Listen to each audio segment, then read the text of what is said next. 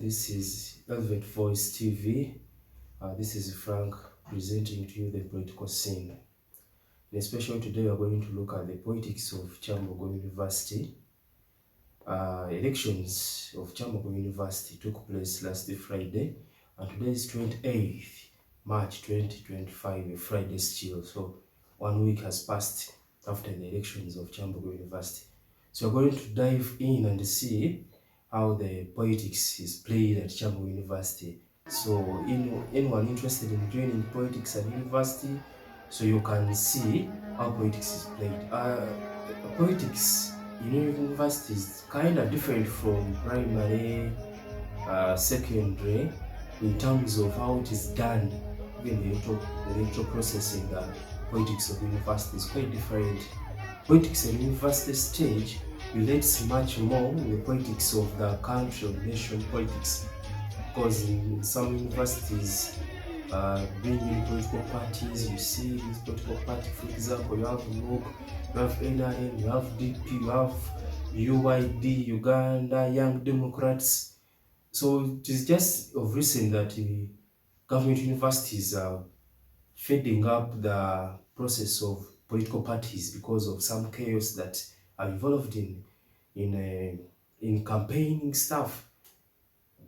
Now, in a special case for Chambogo University, on Friday last week, they had to go down and cast their votes for their leaders, whom they think they are going to vote them, and they are going to support their voices to be heard at the university level. So that is kind of different from primary. You know, in primary it was easier. You come, you say, my name is this and this, I'm going to stand, I'm standing for this post. So if you vote me, I'll make sure you feed on the balanced diet. So in a university setting, it is not there. It is just a matter of reasoning. What policy are you going to bring on board that is going to enable those people to entrust you with their votes? So it is not a matter of a person of this. Even if you have a lot of money, you are confident, you have good English, you went to good schools, you went to you have a good family background. Here in the university setting, the politics doesn't need that. It's just a matter of policy. What policy are you going to bring on board? There is, those who study political thought, there is a political thinker called Harold Laswell in 1939 defined politics as a struggle of who gets what, when, and how. So this is a process of who gets what, when, and how. Before Friday of last week, as people were voting at Chambogo University, this is what took place. There were around 7 to 8 candidates in that good presidential race. I'm not going to talk about GRCs.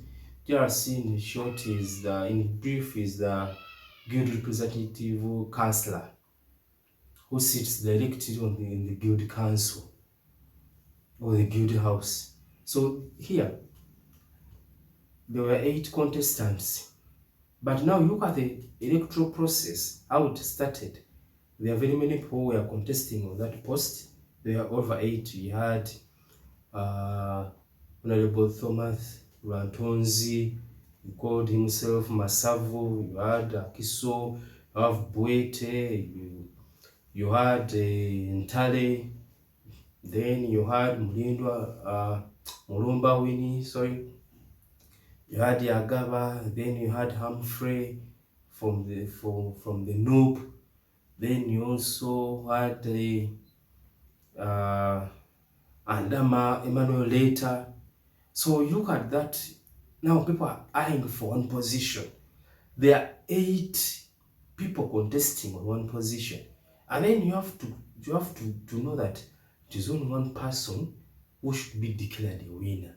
So politics played in a university setting is totally different from the politics played in primary, secondary, or nursery schools. You get a drive, you pass around town, people vote, you throw seats for them. No, Here in university setting, policy matters. Now, for example, in last semester, the Electoral Commission was had. The Electoral Commission, under the leadership of Mr. Ssebutinde, was had that it was trying to bribe other officials, said that they can allow their candidate to go through.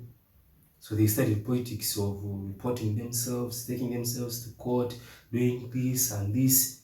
So if we're coming to politics of a university setting, you must be aware that there is reporting, there is imprisonment, even they are going to talk lies about you. So that is the kind of politics that it is in university setting, most especially the government universities. But the private universities have fed that thing away, that political parties are not needed in the university politics because of the chaos that is involved in the political parties. For example, in Nope chapter of Chambogo University had to set up people, had to get one flag bearer. Humphrey Mugalia went to the headquarters in Kavule to be nominated as the flag bearer. Then the one Akiso Benjamin stayed at campus to be nominated as the flag bearer. So now confusion came in. Who is who? Who is who? The headquarter flag bearer or the university flag bearer?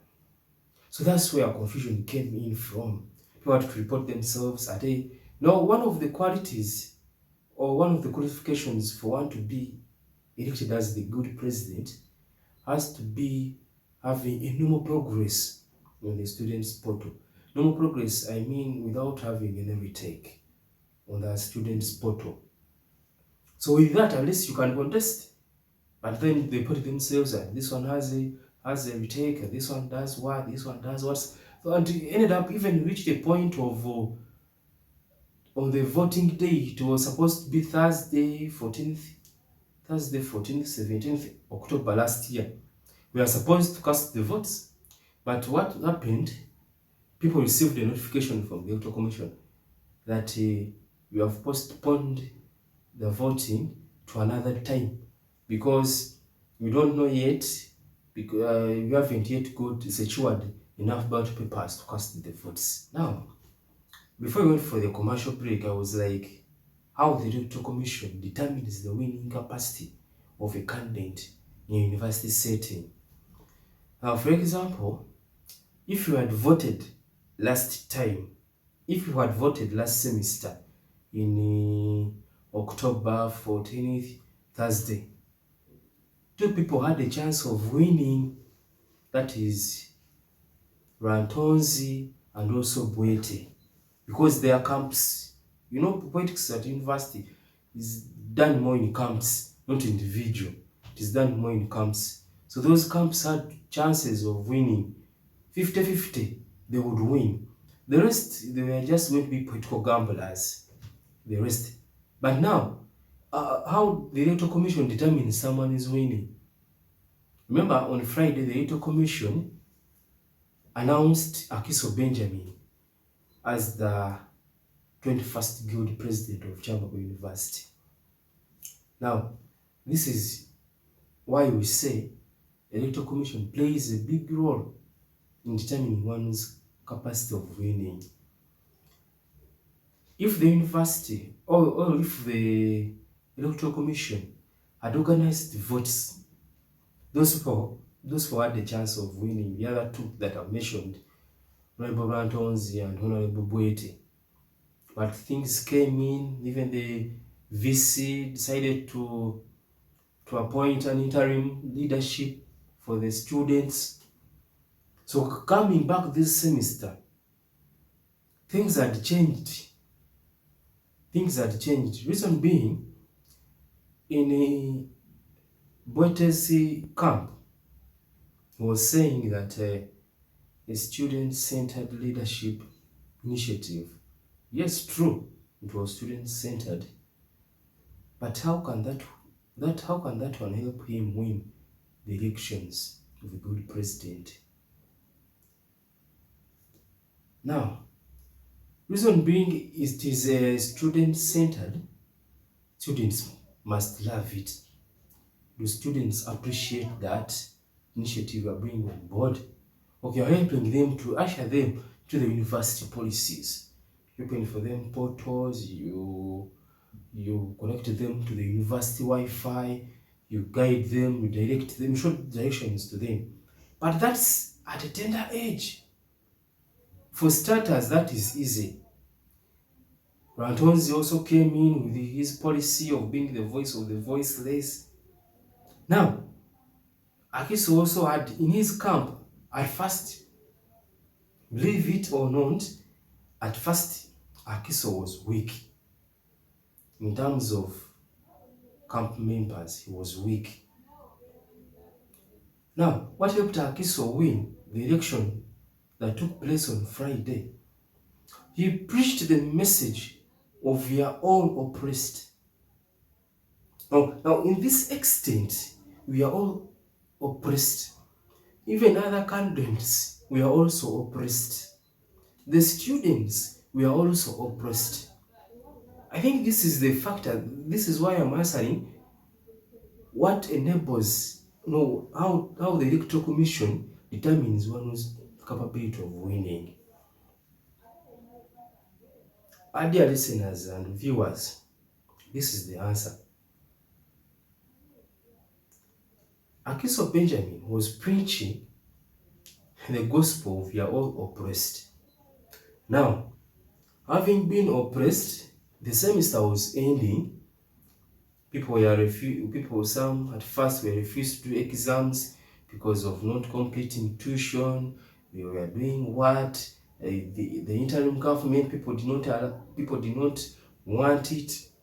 So sources in Jambo University say that people were even reached a point of asking the VC why he interferes in the students' affairs, setting up an interim students' body, and they wouldn't like, whereby Regan Mwebesa and team would continue being leaders for a short period of time.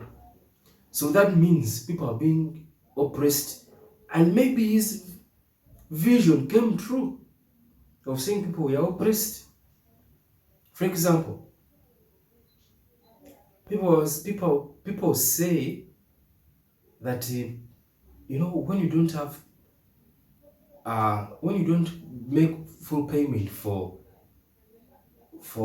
tuition, then you're going to see how people will be refused to enter examination rooms because you don't have tuition, you didn't pay, you are always coming late, lecturers chase you, results delay on the portal, are delayed to be put on the portal, and then the surcharge also increases. It doesn't delay. The moment you refuse to pay the tuition, surcharge increases. The semester starts, lecturers are striking, people pay money, the 2 weeks are not being taught. So Emir coming back and he says, we are all oppressed. People opened their eyes. True, we are all oppressed. So they started campaigning for him, they started going to his camp. I tell you, on the last day for campaigns, our sources say that Akiso had the strongest camp during time for campaigns. Reason being, he preached the gospel of oppression. So I think that's one of the mistakes the Electoral Commission did. Okay, maybe if it was a mistake, I think it was also a blessing for him to win the electoral, because we were not seeing how oppressed they were. Yes, they were not seeing how oppressed they were. But with time, they started seeing that they are truly oppressed.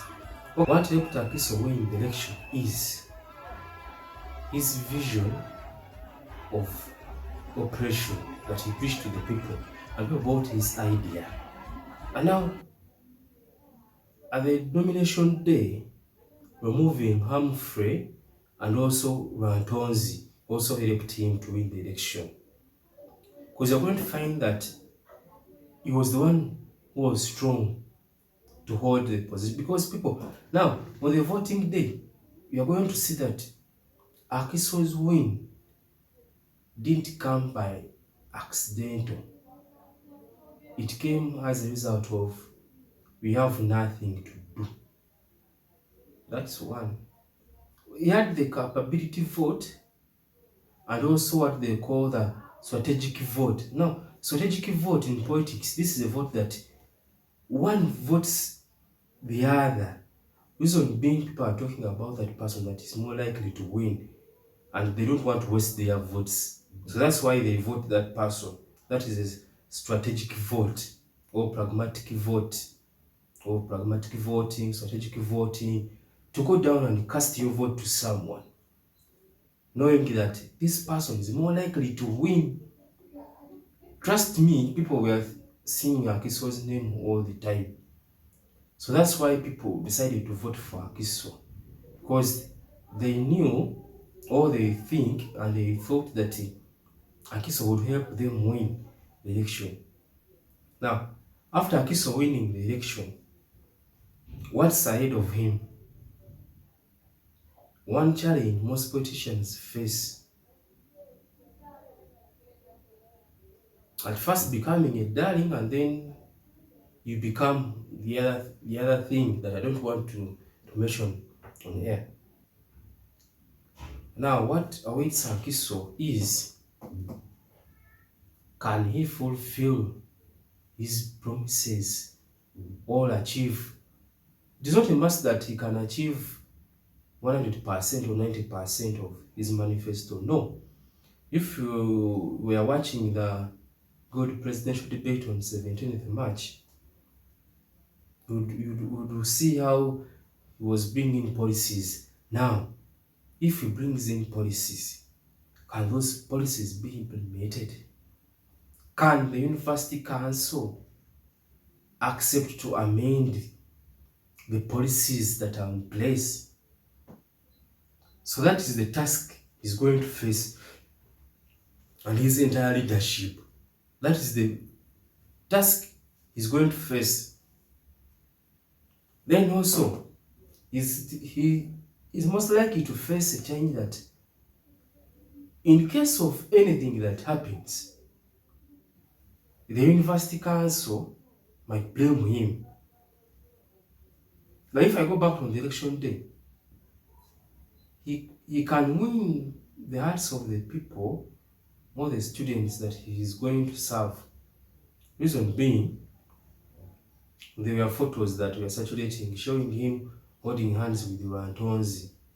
So don't be surprised to see Wantonzi given a post in the Guild of 21st. Yes, because all politicians are dealers of hope. You can be there struggling, and then someone disappoint. For example, in politics of Uganda, we see the presidential, the DP party president, Robert Mao, is a minister for justice and constitutional affairs. He once contested on the position of the president, the highest rank in the country of Uganda. So just all political leaders are dealers of hope. So don't be surprised that Wantons or other people are given positions. What he's likely to face, one of his challenges that he's likely to face, can he stand on the manifesto that he made? Uganda Law Society, it is having a president, Semakade, lawyer or counsel Semakade. He said, you have to bang the tables. Can Akiso Benjamin, His Excellency, bang the tables in case there is a policy that doesn't go well with the students? So that is also a challenge. Then another challenge is, can he balance the two, leadership and studies? Because if we're becoming a problem to the administration,